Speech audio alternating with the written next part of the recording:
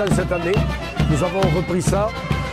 Parce que bon, c'est vrai que c'était une tradition du pays avant, pas dans le même style bien sûr, parce que moi j'ai voulu en faire une transhumance, disons beaucoup plus festive, disons pour attirer le plus de monde dans le coin, pour qu'on vienne découvrir nos vallées, nos montagnes.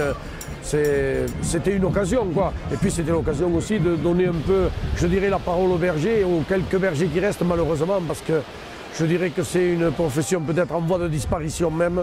Et ceux qui nous restent, il faut, comme les espèces, comme on dit, il faut les protéger. C'est une espèce à protéger, voilà.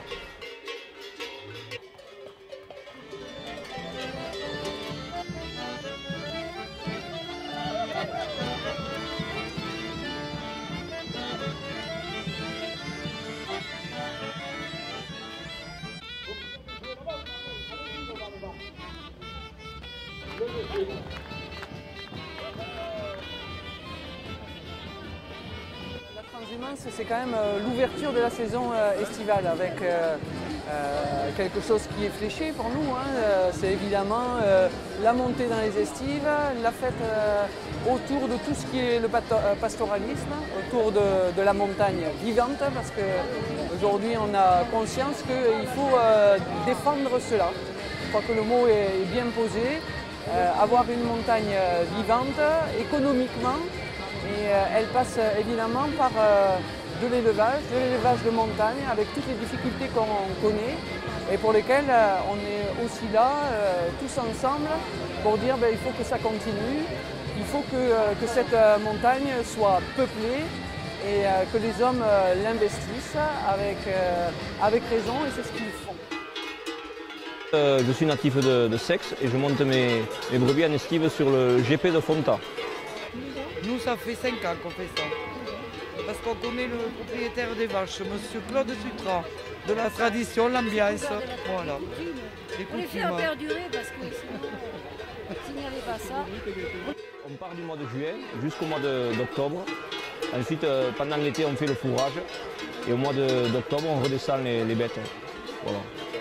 On n'a qu'un seul petit souci actuellement, ça fait quelques années que ça dure, mais maintenant ça commence à prendre un peu trop d'ampleur, c'est l'ours.